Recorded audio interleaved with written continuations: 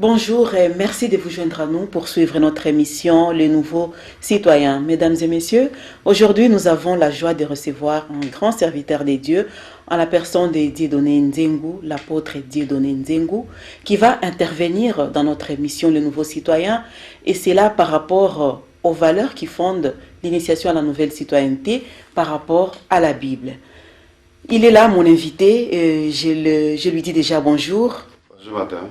Oui, bonjour apôtre, vous êtes le bienvenu dans notre émission, Le Nouveau Citoyen. Merci. Je suis citoyen du ciel. Je vis sur la terre où Dieu m'a choisi. Amen. Une Donc, cité, un pays. une cité, un J'ai pays. la citoyenneté congolaise, mais avant celle-ci, j'ai la citoyenneté céleste. Céleste. Et ma vie céleste, ma vie spirituelle, influence celle terrestre. Et je pense que je suis très intéressé à ce renouveau du citoyen congolais. Ah, voilà. Mais en tant que pasteur, Oui. qu'entendez-vous par cette citoyenneté? Parce qu'il y a de ces gens, de ces chrétiens, des gens qui nous suivent, Oui. qui peuvent ne pas comprendre c'est quoi la citoyenneté. Ben, je voudrais peut-être ne pas aller dans des termes plus complexes qui peut-être ne permettront pas Tout à à fait. ceux qui suivent d'entendre, mais je vais simplement dire que parler d'une citoyenneté, c'est faire référence ou allusion à l'identité commune. Hein. Nous avons une identité commune qui est attachée à une cité, à un pays, à une nation à laquelle nous appartenons. Étant donné que nous sommes de cette cité-là, nous sommes de cette nation-là, nous avons quand même une identité commune. Et cette identité commune nous manifeste comme étant les citoyens de la cité, les propriétaires, les géants droits, les personnes qui ont de droits et de devoirs pour le développement de cette cité. Oui. Ça, c'est très bien. Oui. Ça m'intéresse beaucoup, ça m'intéresse beaucoup parce que là, vous venez de dire les droits et les devoirs. Oui. Alors, des fois, on se demande si les chrétiens savent qu'ils ont aussi des devoirs envers l'État dans lequel ils vivent. Vous savez que si on doit parler de gens qui sont respectueux de lois et des principes de leur cité, de la nation, je suis sûr que sans pouvoir me tromper, les chrétiens sont le premier qui sont le mieux placés à vivre une bonne citoyenneté sur la terre. Parce que ce sont des personnes qui marchent selon la loi divine. Et la loi divine, elle n'est pas un choix. La loi divine, c'est comme une vie. Et ça fonctionne de soi, ça ne dépend pas du vouloir. Mais c'est plutôt imprimé ainsi. Et c'est le chrétien qui marche selon la loi divine, il marche dans la dépendance totale de Dieu. Et il est la personne la mieux placée parce que dans la loi divine, il y a aussi la loi de la bonne vie dans le lieu où l'on est, où Dieu nous a placés, la participation au développement de celui-ci et aussi le bien-être de tous et de nous-mêmes. Donc les chrétiens sont le mieux placés pour rechercher le bien-être, le bonheur du lieu où ils vivent. C'est de cette façon que je peux dire que le chrétien, il doit être le mieux placé là-dedans. Par rapport au patriotisme, qui est le sacrifice jusqu'au sacrifice suprême de tout peuple. Donc, nous devons aimer notre pays. Et comme j'ai dit tout à l'heure, que j'étais quelqu'un à double citoyenneté, je réfléchis par rapport à ce que je suis pas en rapport avec ma citoyenneté céleste.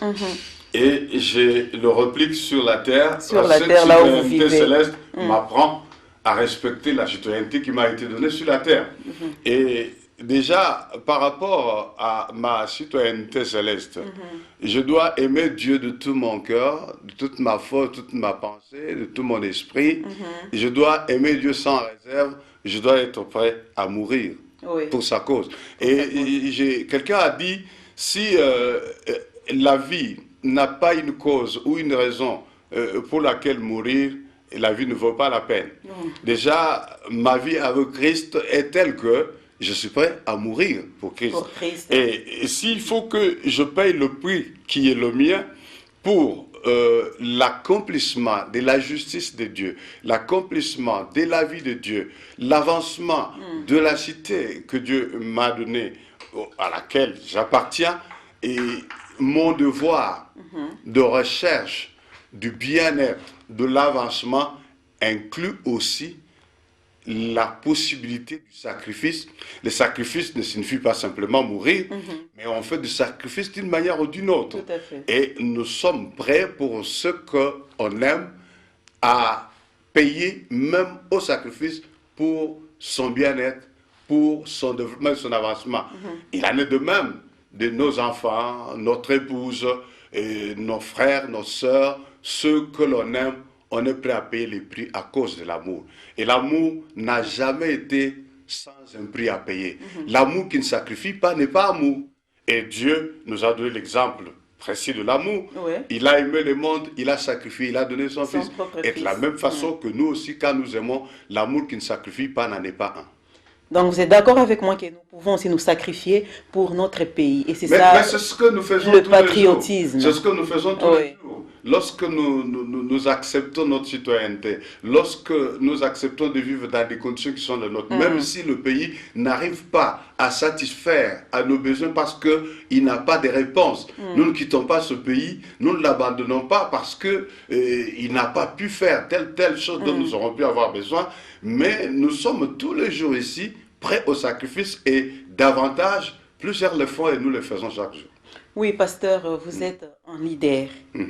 Et quel est l'apport des églises pour que l'État puisse réussir dans cette mission de la nouvelle citoyenneté? Je ne voudrais pas parler des églises au pluriel, mais je vais peut-être parler de l'église. L'église en tant que corps de Christ. Tout à fait. Et quel est l'apport de l'église et qu'est-ce que l'État peut faire et pour réussir, il faut que l'État parle avec l'Église. Il faudra que l'État écoute l'Église. Il y a une difficulté, c'est-à-dire que le dialogue entre le gouvernant et l'Église, dans l'ensemble, c'est un peu un dialogue sélectif. C'est-à-dire qu'il y a des courants qui semblent passer pour ceux qui représentent vraiment l'Église, et ce qui fait que, des fois, l'État n'est pas au courant de ce que pense le commun des mortels, de ce que pense l'homme de la rue, parce qu'il n'est pas très en contact avec la population au travers des outils qui s'en occupent. Donc nous avons besoin qu'il y ait un dialogue réel entre l'Église et l'État. Il est vrai qu'il y a beaucoup d'efforts que le gouvernement fait, que l'État fait, mais ce n'est pas suffisant. Je dirais simplement qu'il est important que les dialogues soient élargis et que l'Église communique régulièrement avec le gouvernement, et ils auront la pensée vraie, des problèmes réels, des situations réelles, de souffrances réelles, et ils pourront aussi communiquer leurs pensées au travers de l'Église. L'Église, c'est plus facilement atteindre les gens parce que chacun vient à l'Église.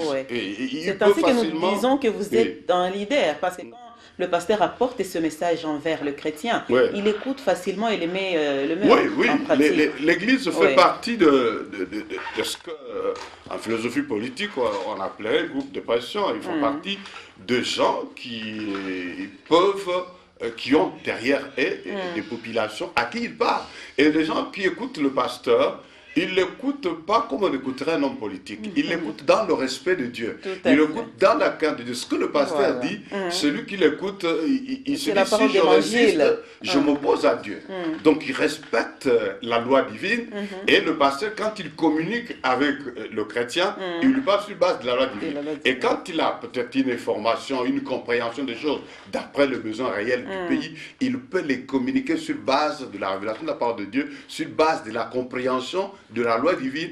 Et le chrétien qui écoute son pasteur, qui écoute le monsieur l'abbé, qui écoute celui qui est chargé de lui parler de choses de Dieu, il l'écoute avec beaucoup de respect. Ça, c'est vrai. Donc, il faut qu'il y ait une cohésion entre les églises et l'État. Une bonne relation. Tout à fait. Une bonne communication. Oui. Et parlant du nationalisme qui est l'amour des citoyens entre eux, est-ce que cela est possible pour les chrétiens? Est-ce que les chrétiens s'aiment vraiment cet amour-là? Bon, je ne pourrais pas dire oui, je ne pourrais pas dire non, mais je vais peut-être essayer d'expliquer certaines choses.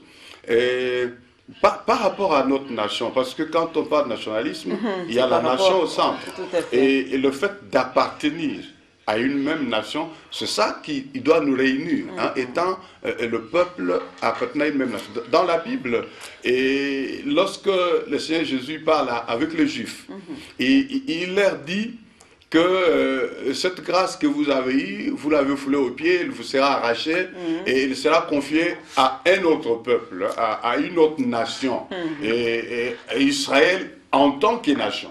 Et Jésus lui parle ainsi. Ah, il voulait dire quoi? Oui, Jésus c'est-à-dire voulait qu'ils dire ont quoi? rejeté Jésus, ils ont rejeté le Messie qui était venu à eux d'abord comme nation, Israël, comme nation. Et il dit, ben, vous avez négligé ça, ça vous sera pris, ça va être donné à une autre nation. En fait, lorsqu'il parle de nation, il ne parle pas de la nation comme patrie, de la nation comme nous le vivons Comme aujourd'hui. société. Il parle plutôt d'une nouvelle nation. Et cette nouvelle nation, il ne s'agit pas de la nation congolaise, il ne s'agit pas de la nation française et consorts. c'est Il parle d'une nouvelle nation. Il parle d'un peuple. En fait, le mot, il vient de ethnos, ethnie. Et ethnie qui pourrait être expliqué comme étant un groupe d'hommes ayant une origine commune, donc une descendance commune. Donc il dit, ça va être confié à un autre peuple qui constituera un groupe d'hommes qui sera comme une ethnie, ethnos, qui aura une descendance commune. En fait, cette autre nation, c'est l'Église, ce sont des chrétiens. Il dit, la chose était confiée à Israël en tant que peuple. Israël a rejeté, Dieu s'est fait un autre peuple. Il s'est donné un autre groupe d'hommes et ayant une descendance commune, la descendance qui est Christ. Et c'est ainsi que je tire de là pour essayer d'expliquer ou de comprendre le nationalisme en tant que quelque chose qui concerne un groupe d'hommes ayant un même ethnos qui descend d'une même origine. Et nous avons comme origine commune le pays. Et ce pays nous rassemble en tant que nation. Maintenant, mes questions sont celles-ci. Est-ce que les Congolais ont la conscience nationale? C'est ça la première question que je me pose. Je m'interpelle à ce sujet. Et non seulement le chrétien, mais nous prenons le Congolais de manière générale. A-t-il une conscience nationale? Réfléchit-il en termes de groupe d'hommes, hommes et femmes ayant une origine commune? Est-ce que nous réfléchissons de cette façon-là? Et c'est ça le travail qui doit être beaucoup fait, et par les églises, et par ceux qui enseignent le suivisme, et par le gouvernement. Nous devons travailler de façon que le Congolais parvienne au niveau d'une conscience nationale. Il est conscient qu'il est une partie d'une nation. Il est une partie d'un peuple, d'un regroupement d'hommes ayant une descendance commune, une origine commune. Aujourd'hui, quand nous parlons sur le plan politique, sur le plan travail, sur le plan université, sur le plan économique, financier, vous allez vous rendre compte que la grande partie du Congolais réfléchissent en termes régional, en termes tribal, en termes ethniques, en termes... Et quand on part du grand groupe jusqu'au plus petit, on se dissèque en descendant. Donc, on est là, on dit je suis originaire de telle province. Et quand on descend dans la province, je suis originaire de telle tribu dans la province. Et de la tribu, on descend en ethnie, ainsi de suite, clan, et enfin on se retrouve en village. Et quand on réfléchit en termes du village, ça signifie qu'on a une mentalité primaire, comment je peux dire, c'est de la médiocrité. Ça signifie qu'on ne peut pas se développer parce qu'on réfléchit en termes et en contexte du village. Le village, c'est tout petit. C'est tout petit. Quelqu'un qui est enfermé dans un village, il ne peut pas voir la gloire de ce qu'il a. Il ne peut pas comprendre la grandeur de ce qu'il a. Et ça, c'est une antivaleur que la nouvelle société doit combattre aujourd'hui. C'est surtout ça qui détruit. Mais vous aussi, en tant que pasteur, est-ce que vous prêchez cela dans vos églises? Mais comment? Le message que nous avons, le message de l'amour, d'abord, il appelle le chrétien à s'aimer en tant que chrétien. Et nous, aujourd'hui, moi, de temps à autre, je me retrouve en dehors du pays à titre de prédicateur ancien de la parole de Dieu. Je rencontre des gens de diverses nations en tant que la nouvelle nation qui est celle de chrétiens, donc de Christ. Nous nous aimons, nous nous devons, je suis accueilli, je suis soigné, je bénéficie d'autant de services, simplement parce que j'appartiens à Christ. À combien plus forte raison, de gens avec lesquels je partage la même nation, le même territoire, la même terre, et les mêmes intérêts. Et ça, le message chrétien, c'est le message d'amour. Jésus a dit à ses disciples, aimez-vous les uns les autres, comme je vous ai aimé. Parce qu'en fait, au départ, Jésus, lorsqu'il parle de l'amour, il dit, je vous donne un commandement nouveau. Et le commandement nouveau, mais pourquoi il est nouveau? Parce que ce n'est pas la première fois que Jésus, que la Bible parle de l'amour. Dieu avait déjà parlé de l'amour.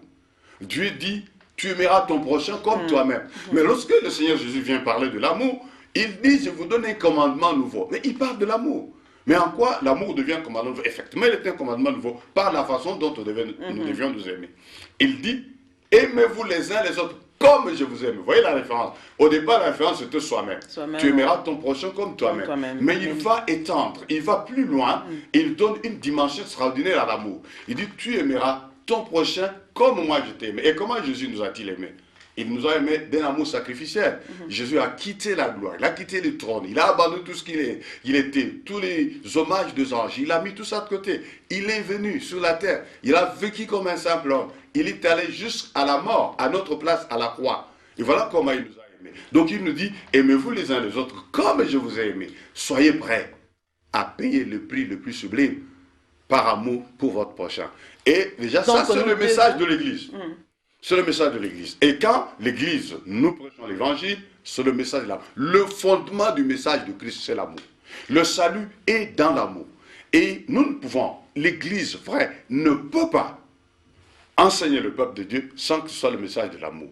Et l'amour entraîne également l'amour les uns des autres, en tant que chrétien, l'amour de son pays, l'amour de sa vie et l'amour de sa cité. Voilà. Mais le plus grand message aujourd'hui qu'on entend dans les églises, c'est lui de la prospérité, de voyage, malheureusement. Ceux qui prêchent sur l'amour sont vraiment très minimes. Non, ça dépend. Et l'amour est ce qui a fait que Christ paye le prix du salut. Et le salut, c'est le paquet. Et dans ce paquet, le résultat de l'amour, il y a la bénédiction matérielle, il y a la bénédiction physique, il y a la bénédiction spirituelle, il y a tous les aspects de la vie de l'homme. Dieu, il a sauvé tout homme, mais il a sauvé aussi tout l'homme. Et tout dépend de... Si certains mettent l'accent exagéré sur certains éléments, ils vont à côté, mais ceci n'exclut pas. Il ne faudra pas que l'existence de la fausse monnaie chasse la vraie. Donc il faudra plutôt que l'on connaisse la vraie monnaie, alors on saura distinguer la fausse. Donc le message de l'évangile ne peut pas être altéré parce qu'il y a eu le faux message. Le faux message met l'accent sur des éléments qui profitent à l'homme. Mais le vrai intérêt de l'homme, c'est le salut global.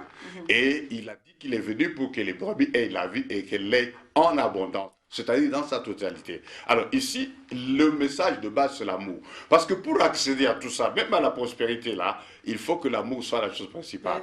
Quand j'aime Dieu et j'aime mon prochain, si Dieu veut me bénir par vous, comment allez-vous, quelle que soit sa tribu, quel que soit... être attentif à nous si nous n'avons pas la possibilité de nous aimer? Donc c'est cela. Ainsi, le message principal de l'Église, c'est le message de l'amour. Et l'Église, ayant le message de l'amour, l'Église doit apporter à tous ceux qui y vont le message qui leur permet de vivre l'amour. Et vivre l'amour commence toujours principalement par aimer Dieu. Parce que si on n'aime pas Dieu, on ne saura pas aimer son vis-à-vis. L'amour de Dieu implique l'amour pour le prochain, l'amour pour tout homme. L'amour pour le prochain, en dépassant toutes les limites, c'est-à-dire pas de tribalisme, pas de clanisme, pas de... C'est cela, nous devons nous aimer. D'abord, j'ai toujours pensé que, pas seulement le chrétien, mais parce que les chrétiens ne devaient même pas être cités dans le tribalisme.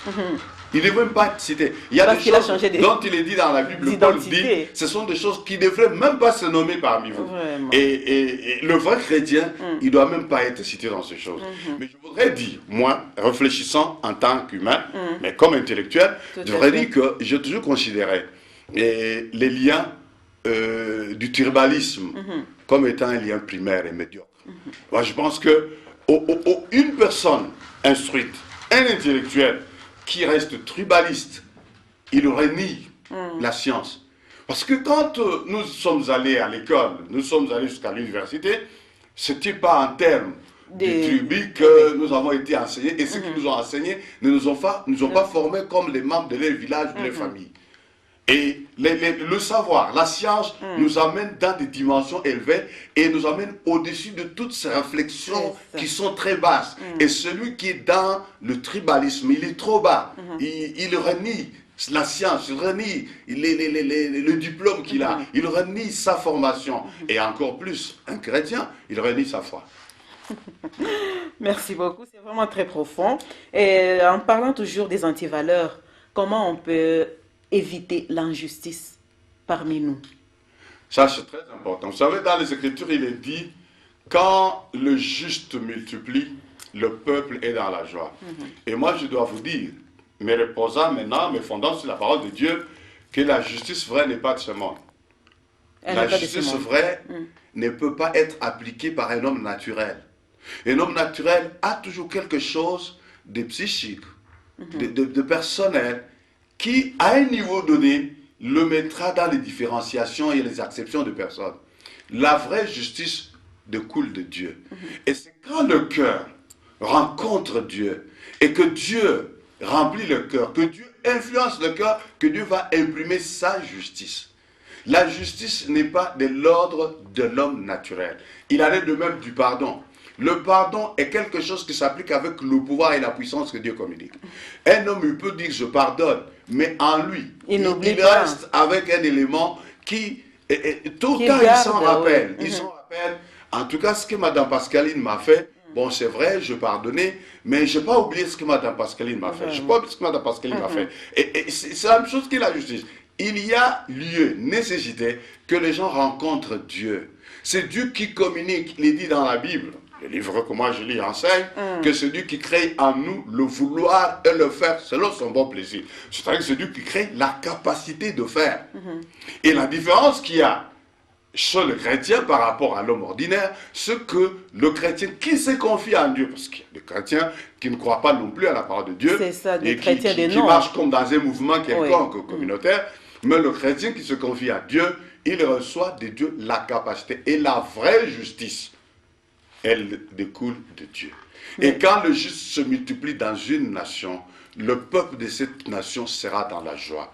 Et ce qui se passe, quoi? Comment le juste se multiplie-t-il? Le juste se multiplie par le travail de l'évangélisation qui ramène le cœur à Dieu, ramène les gens à la nouvelle naissance. Donc que les gens qui sont nés à la cité terrestre, ils les font naître de la cité céleste, ils obtiennent la citoyenneté du ciel, et la citoyenneté du ciel influence la vie de cet homme dans la citoyenneté terrestre. Et la vraie justice est le résultat de la vie de l'Esprit de Dieu, la parole de Dieu dans la vie de la personne. Il y a des niveaux où les gens peuvent faire des efforts. Ils peuvent vivre en appliquant les règles de justice d'une manière de marcher. Ne faites pas ceci, ne faites pas cela. Il suit la loi de sa nation. Mais à un niveau plus élevé, où il faut vraiment avoir l'amour d'Émise, avoir la compréhension d'exister pour l'autre, il y a lieu de l'intervention de Dieu. Mais donc, vous avez du pain sur la planche. C'est pour ça que nous travaillons. Oui. C'est pour ça que partout nous allons, nous prêchons l'évangile. Et il y a des résultats palpables de cet évangile.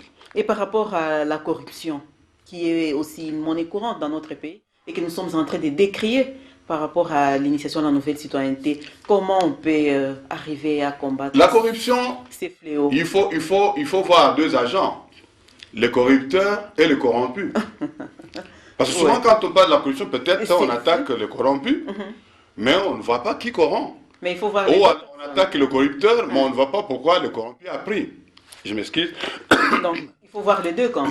Il faut voir les deux camps, mais quand on rentre dans cette dimension de l'amour, dans la parole de Dieu, la Bible, je fais référence à tout ça, c'est à ce titre que je suis ici.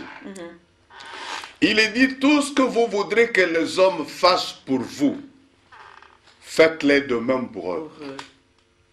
Lorsque je veux corrompre quelqu'un, pour obtenir de services de sa part, des services, si je ne suis pas qualifié, immérité, oui. Oui. Et à la place, quelqu'un d'autre de qualifié perd cet avantage. est-ce que j'ai aimé mon prochain? Et ce prochain que j'induis en erreur, en le corrompant, en le soudoyant de plusieurs façons, parce qu'il n'y a pas que corruption matérielle avec l'argent. Tout à fait. On peut corrompre moralement, on peut corrompre de plusieurs façons. J'exploite ma position, mon rang, afin d'obtenir de services non mérités. Et, parce que si c'est quelque chose que on doit m'accorder, parce que ici, pour avoir tel document, il faut tel papier. Bon, et que maintenant on conditionne en monnayant, et je pense que ce qui doit être combattu, c'est cela. Et comme c'est un mal qui s'est élargi, qui a atteint de grandes proportions, il faut commencer aussi en amont et en aval. Il faut lutter au-dessus, il faut lutter en bas. Et il y a lieu d'abord de vulgariser les enseignements, ce que vous faites comme travail, pour que chacun comprenne que ce sont des antivaleurs et une nation ne se bâtit pas de cette façon. On ne doit pas vivre ainsi. On doit être fondé, animé et conduit par l'amour, et que l'on doit respecter les règles de jeu. On doit respecter les lois de sa nation. On doit faire chaque... J'ai visité certains pays où vous sentez que vraiment la loi est respectée. Tout le monde tremble face à la loi. C'est ça. Et personne ne peut blaguer à n'importe quel niveau que ce soit. Et là, c'est la discipline. C'est la discipline. Oui. C'est parce que on a frappé, on a censuré, on a travaillé. Et bien sûr, ce sont des résultats du travail de longue haleine, de beaucoup d'années. Et ce sont des sociétés qui se sont fondées sur cette façon de faire depuis beaucoup d'années. Et je reconnais que il y a du travail à faire. Il y a un très long chemin à parcourir. Et généralement, quand tu fais une bonne œuvre, où tu insistes pour que les gens évitent un certain désordre, ici on va vous dire, tu penses que c'est toi qui vas changer ce pays. C'est ça le langage des Congolais. Oui. Et ça c'est déjà mal. Il faut arriver à apprendre à chacun que dans son chef personnel, il change, qu'il cherche à transformer, à changer. Je vous donne un exemple, madame. Oui. Vous êtes dans votre voiture, vous avez pris quelqu'un avec vous. Vous roulez sur nos artères principales. Et il mange des arachides. Il accumule tous les déchets. Oui. Et à une courbure, pof, il met tout dehors. Ça, c'est trop fréquent. Si vous lui dites rien, il continuera de cette façon. Parce qu'il ne doit pas faire ça, il doit garder. Dans certaines villes, la personne qui a même une serviette, un papier mouchoir, il le garde jusqu'à ce qu'il trouvera une poubelle. C'est déjà dans l'esprit, dans le mental de la personne.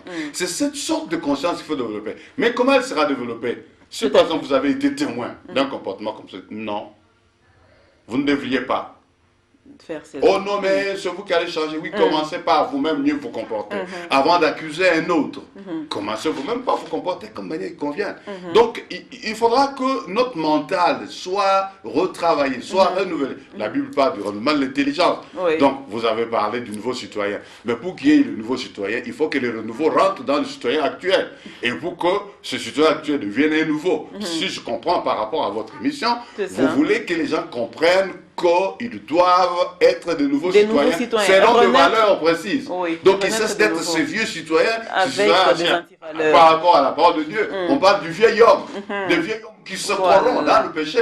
Mais quand Christ vient, il nous conduit à ce qu'on appelle la nouvelle naissance. Le renouveau en Christ nous donne à vivre comme des personnes nouvelles. Et la Bible dit une personne en Christ est une nouvelle créature. Donc, un Congolais, dans ce renouveau du citoyen, il doit se regarder différent du Congolais d'antan. Et ça, il faut un travail intérieur. Ce n'est pas simplement par le fait de le dire, mais il faut le renouvellement du mental. Il faut que tout change là-dedans. Et ça demande beaucoup de choses. Ça demande beaucoup de choses, justement. Mais c'est ce qu'on nous sommes en train de nous dire par rapport à l'Église. L'Église a aussi une grande mission. Oui, mais l'Église fait ce travail, peut-être qu'elle n'est pas visible. Hein, vous parlez de l'Église, parce que je suis un des églises ici. Tout à fait, vous représentez... Mais je vous dis que beaucoup de gens ne sont pas au courant de ce que l'Église fait. Et où ils ferment les yeux pour ne pas voir ce que l'Église fait. Je vais vous donner un exemple dans notre pays. Les églises, quand il y a un fait divers, qui sort de l'ordinaire par rapport à un certain comportement de pasteur.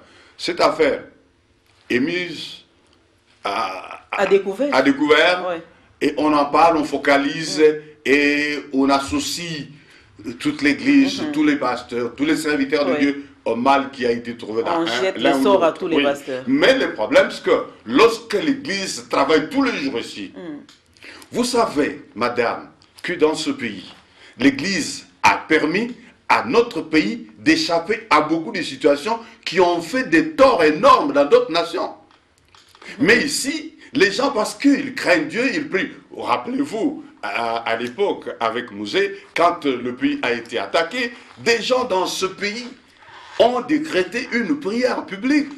Et des gens se sont arrêtés de partout, se sont mis à genoux dans le bus, on a arrêté le bus, les gens sont descendus, ont prié, et nous avons vu les produits que ça a apporté.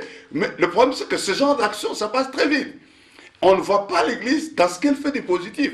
Et tous les jours, les gens qui évitent de tomber dans des choses négatives, dans ce qui n'est pas correct, dans ce que l'on est en train de vivre dans notre pays, sous d'autres territoires, sous d'autres influences. Mais sur cette ville de Kinshasa, nous vivons, quelles que soient les crises que nous avons pu connaître, nous sommes en train de nous stabiliser, de faire face à ces choses, parce qu'il y a aussi en grande partie le travail de l'Église. J'ai vu, on stigmatise l'Église à cause de nombre d'enfants des rues, d'enfants sur la rue. Et aujourd'hui, et je ne sais pas s'il y a des gens qui ont fait des études approfondies, des sociologues qui ont travaillé, des anthropologues qui ont travaillé sur la question pour démontrer clairement que tous les enfants qui sont sur la rue sont l'œuvre de l'Église. On oublie le travail que les parents eux-mêmes font pour que les enfants soient sur la rue. On oublie le travail qui est peut-être une sorte de négligence de l'employeur, qui fait que le papa n'étant pas payé, et ainsi de suite, ça a des conséquences jusqu'au petit qui va aller sur la rue. C'est toujours pas l'église. Mais je veux maintenant aller dans le sens contraire. Je vais vous parler des parents qui n'ont rien comme moyen de survie que l'église assiste. Je vais vous parler de veuves et des orphelins que l'église assiste. Moi, je parle de notre église. Combien une catégorie de gens, des femmes qui sont logées, parce que nous leur évitons d'aller à la prostitution sur la rue et de vivre indépendants de Dieu, et l'Église les assiste. Et l'Église ne reçoit pas de soutien, d'assistance de l'État, et je sais que c'est difficile non, sous certains cieux, l'Église reçoit des subsides de l'État. Mais ici, c'est difficile. On va me dire, c'est vrai, c'est difficile de savoir qui peut être soutenu par le travail qu'il fait, qu'il ne peut pas. Parce qu'il n'y a pas ces dialogues-là, cette relation tout ça doit être établi, ça va permettre, mais l'Église fait un grand travail. Et en dehors de certains brebis galeuses, et dont le témoignage est devenu trop manifeste, il y a des gens qui font aussi du travail sérieux. Il y a des gens qui ont en charge des veuves et des orphelins. Il y a des gens qui ont en charge des deuils de ceux qui meurent. On achète les cercueils, on occupe, on préside, on dirige, on aide aux funérailles, ainsi de suite. Donc, toutes ces choses ne sont pas remarquées. Des enfants dont on paye les frais scolaires. Et moi, je me rappelle toujours que chaque fois qu'on approche des examens d'État, combien de jeunes gens on reçoit à l'église qui ont besoin qu'on les assiste pour payer les frais de formalité, je ne sais pas, de sources qui doivent être signées. Si je ne fais pas, je ne ferai pas d'examen, ainsi de suite. Toutes ces choses, l'Église le fait. Mais l'Église le fait sans caméra. Et c'est mieux, les gens aiment que quand moi, je vais visiter Madame Pascaline, je trouve qu'elle a un problème, je lui donne $50, et je viens avec une caméra à l'appui. Mais pourquoi? La Bible nous apprend, nous, que ce que nous faisons avec la main droite, la main gauche ne doit pas le savoir. Nous faisons beaucoup de choses en silence. Et nous n'avons pas besoin de faire des tapages. Si je le dis, c'est pour défendre une certaine opinion. Mais ici, nous continuerons toujours à le faire de cette façon-là. On dit les pasteurs mangent les offrandes, les pasteurs mangent les ceci. Mais on ne sait pas ce que ces choses-là font et on n'a pas besoin de venir faire une table ronde pour les expliquer. Mais je peux vous dire, madame, que l'Église travaille. En dépit de erreurs, je les reconnais. Moi-même, je stigmatise et condamne beaucoup de ces choses par rapport au comportement de pasteurs, entre guillemets. Et bien, nous vivons dans un pays où la crise a engendré des ministères. La crise a créé des pastorats. La crise a créé des églises. Et les jours puisque nous l'espérons, nous croyons en Dieu qu'il restaurera cette nation. Le jour où ce pays sera restauré, beaucoup d'églises vont fermer. Mais si aujourd'hui l'État a décidé de faire une telle chose, vous allez crier de fermer certaines églises qui ne respectent pas les normes. Il y aura toujours une difficulté. Oui. L'État n'a pas tous les éléments pour savoir qui est faux et qui est vrai. L'État a la loi. La loi recommande la démarche à suivre. Mais un faux peut suivre la démarche là. Il peut aussi avoir tous les papiers que l'État exigera. C'est mieux. C'est pour ça que je parle du dialogue. Mais s'il y a un dialogue sincère et vrai, franc, entre l'État et l'Église, je pense que même le faux sera manifesté. Ces dialogues, c'est déjà, vous le déclamez au niveau de l'État et des églises. Mais est-ce que vous le prêchez aussi pour le foyer? Parce que ça doit commencer aussi par le foyer. Dans nos foyers, nous voyons qu'il n'y a pas de dialogue entre parents et enfants. Il n'y a pas d'église qui soit église, qui fait le travail que Dieu lui a demandé de faire, qui ne s'occupe pas du foyer, du couple et de la famille. Le départ, c'est là-bas. Oui, l'amour n'a comme modèle et comme façon que l'amour dans la famille. L'homme qui quitte son père et sa mère, qui va vers sa femme, et les deux deviennent une seule chair. On ne peut pas devenir une seule chair sans l'amour. Et les enfants qui naissent d'une union de ce genre, ils grandissent sous l'ambiance de l'amour, sous la chaleur de l'amour. Et l'Église vraie, elle donne un évangile complet. Et l'évangile complet, il commence aussi par la vie de la famille et du couple. Et il y a maintenant à comprendre pourquoi il manque de dialogue entre parents et enfants, dialogue entre mari et femme. Ça, ce sont maintenant des choses qu'il faut creuser, il faut rentrer dans le détail. Et aujourd'hui, beaucoup de choses sont dues aussi à la sorte de vie que nous avons, la vie actuelle qui fait papa part, maman part, il faut travailler, il faut survivre, il faut gagner quelque chose. Quand on rentre, et les enfants sont revenus, ils sont tout seuls, ils sont sous l'éducation diffuse sur la rue, ils apprennent plus qu'ils l'apprennent à la maison, même différemment de ce qu'ils apprennent à l'école. Parce que quand ils quittent l'école, l'enfant a, on peut dire, 3 centres de formation. Il a la formation principale qui est de la famille, il y a la formation de l'école, mais entre l'école et la famille, il y a une autre formation. Et beaucoup d'enfants ont pris une formation, une éducation sur la rue. Et là, maintenant, il faut savoir, l'Église, quand elle enseigne, elle apporte ce qu'il faut, les ingrédients qu'il faut. Mais l'Église n'ira pas vivre à la place des personnes concernées. L'Église n'ira pas appliquer l'Évangile à la place des autres personnes. Elle donne tout ce qu'il faut, elle leur montre qui communique la force pour le faire, et c'est à chacun maintenant d'aller l'accomplir. Mais il y a beaucoup d'éléments, si on fait une étude approfondie, qui y vont démontrer les pourquoi des conflits dans le foyer, les pourquoi d'infidélité, les pourquoi des désertions de foyer, les pourquoi d'enfants abandonnés, et ainsi de suite, et ainsi de suite. Et ça, c'est une étude qui aura aussi besoin que tous les éléments de la société soient mis en commun pour arriver à trouver les voies et moyens pour résoudre. Mais aujourd'hui, il y a quand même des familles chrétiennes qui sont des familles modèles, dont les familles, les enfants sont reconnus même dans des écoles où ils sont que ces enfants sont modèles. Il y a des familles qui appliquent la parole de Dieu et qui vivent vraiment la vie réelle de Dieu. Et voilà pourquoi moi, mon appel, c'est que je voudrais que tous connaissent le Seigneur. Je voudrais que tous acceptent Jésus et que tous donnent leur vie à Christ et qu'ils laissent la parole de Dieu avoir les effets en eux. La différence qu'il y a, parce qu'on me posera la question, la différence qu'il y a dans ce que je dis, c'est que la parole de Dieu, elle seule, ne suffit pas. Mais accompagnée par Dieu, le propriétaire de la parole, par sa puissance, elle devient applicable. Beaucoup de gens lisent la Bible. Beaucoup de gens fréquentent même les églises. Mais trop peu sont ceux qui laissent Dieu réaliser ces choses par sa puissance dans leur vie. Ils trouvent que c'est difficile, c'est compliqué. Ils s'arrêtent. Et voilà pourquoi ça décourage ceux qui n'expriment même pas. Oui, ben, ils n'ont pas raison de simplement se décourager parce qu'ils ne sont pas meilleurs que ceux qui prient. Je pense que la première chose, c'était eux-mêmes qui se disent, ceux qui prient sont comme nous. Non, ici, il n'est pas l'affaire communautaire. Il est question d'abord du salut personnel. Le salut, il est individuel et personnel. La personne doit se préoccuper d'elle-même. Le Seigneur Jésus a dit aux femmes qui pleuraient sur lui, il a dit, pleurez pas sur moi, pleurez sur vous et sur vos enfants. Parce que le problème ici, il faut l'affronter dans le sens que nous sommes concernés et c'est un problème personnel. Par rapport au dialogue, parce que on s'est dit que c'est la base de tout. Ouais. Oui, de toute évolution. Aujourd'hui, même si on a parlé des concertations, si on parle de la cohésion, donc tout cela doit partir des dialogues. Quel conseil pouvez-vous donner aux Congolais? Aux familles? Oui, aux familles, aux Congolais, à tous les Congolais, pour qu'ils puissent cultiver cette... Le dialogue, c'est une cet culture. esprit de dialogue, oui. Le dialogue, c'est une culture. Comment on peut Et sur l'acquérir? le plan spirituel, je Oui. dirais que c'est un esprit. Donc, parler, le dialogue n'est pas là où on ne communique pas. Il faudra apprendre à communiquer. Et pour communiquer, il y a au moins deux agents en cause.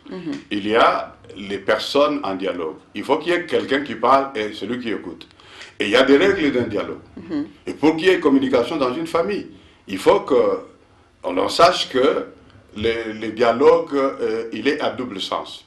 Un double Le sens, dialogue, c'est-à-dire? il a l'auditeur, l'interlocuteur. Donc, vous parlez, vous communiquez, C'est vous ça. dites, j'ai le temps de vous Vous écouter, parlez, on vous et écoute. moi aussi j'ai dit. Oui. Et quand on ne respecte pas les règles du dialogue, je réfléchis toujours, quand je parle avec le couple, je dis qu'il y a 3 ou 4 verbes importants Dans le dans dialogue. l'établissement d'un dialogue ou d'une Oui. communication. Oui. Le premier verbe, il y a le verbe entendre. Le verbe entendre, c'est percevoir un son, un bruit. Et celui qui a entendu n'a pas le droit de répondre. Parce que quand on entend, on a simplement perçu. On peut me dire, j'entends quelque chose, c'est quoi? Je dis non, j'entends un bruit. Un bruit, c'est-à-dire que c'est non défini. Je ne sais pas exactement ce qu'on dit. On dirait un enfant qui pleure. On dirait une femme qui parle. On dirait un homme qui parle. J'ai entendu. Et les malheurs, c'est que beaucoup de gens, ils répondent, ils parlent, ils échangent juste au niveau de ce verbe entendre. Il y a beaucoup d'incompréhension dans les interprétations des textes, dans les interprétations de ce qui a été dit dans un discours, dans ceci, dans cela. Parce que l'on n'a pas bien maîtrisé les règles d'un dialogue normal. Après le verbe entendre, il y a le verbe écouter. Écouter, c'est percevoir avec l'oreille ce qui a été C'est dit. que l'autre dit. Oui. Je perçois avec mon oreille ce qui a été dit. Mais ça ne me suffit pas de croire que je suis déjà en plein dans le dialogue. Après l'écoute, il y a comprendre. Quand on a entendu, écouter, c'est tendre l'oreille, prêter l'oreille. Ah. Et quand on a écouté, on comprend. Parce que tout ce qu'on a écouté n'est pas absolument ce qu'on a C'est compris. qu'on a compris. Comprendre, c'est autre Il chose. faut comprendre, c'est autre chose. saisir le sens. Ouais. Le français, il a le sens et la signification. Le sens des mots peut ne pas être sa signification. La signification, ce que le sens prend dans un contexte donné, ça devient la signification. Et quand on a compris, c'est qu'on a compris le mot en général avec le sens qu'il a, mais dans les contextes présents, on sait ce que ça veut dire. Ça veut dire. On l'a compris, on a saisi la signification. Et ce n'est que quand on a entendu, écouté, compris, que l'on peut parler. Le verbe parler vient à la fin. Et la parole de Dieu nous dit que, c'est Pierre qui dit que si quelqu'un parle parmi vous, que ce qu'il dit soit assaisonné de sel, qu'il soit bien arrangé. Donc que ça donne l'envie d'écouter à l'autre. Maintenant, je vais vous donner un exemple de couple. Oui. Dans Une peu de femme- temps, parce qu'il nous reste peu de temps. Ok, une femme dit à son mari, chérie, tu sais, le magasin à côté là, en passant, j'ai vu qu'ils ont mis beaucoup de riz, il y a beaucoup de sacs de riz. Et l'homme répond, ah bon, oui, c'est vrai, mais moi je n'ai pas l'argent pour acheter le riz. Et la femme s'énerve et le conflit commence. Pourquoi? Parce que l'homme a répondu après avoir entendu. Il n'a pas compris qu'est-ce qu'elle voulait lui dire. Peut-être qu'elle voulait lui dire, je suis allé demander le prix, ça m'a étonné. Par rapport au riz que nous avons acheté à tel endroit, c'est tout à fait différent. Elle ne voulait pas parler Il y a d'achat rien de que riz. cela. L'homme est allergique à tout ce qui touche à l'argent, il répond. Il n'y a pas de dialogue.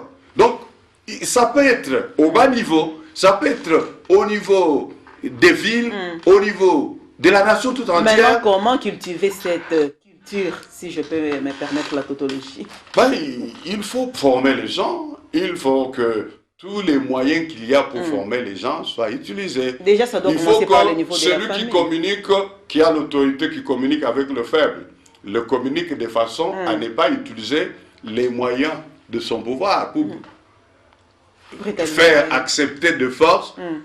L'homme qui parle à sa femme, il doit quand même chercher à ce qu'elle comprenne. Parce que l'essence vrai du dialogue, c'est la compréhension. Et si le mari permet à la femme de comprendre, le dialogue sera normal. Si la femme permet au mari de comprendre, le dialogue sera normal. Il n'y aura pas de chantage, il n'y aura pas de bras de fer. Ça va monter comme ça jusqu'au gouvernant. Quand le gouvernant a une idée, une pensée à donner, s'il la communique aussi de la manière la plus normale, en sollicitant la compréhension, il permet à chacun de comprendre. Je pense que ce ne seront pas tous qui rejetteront. Ceux qui ont mauvais cœur, mauvaise disposition, ils vont continuer. Et dans les résistances, de la façon de faire, mais il y a des gens qui vont dire non, ça a été bien expliqué.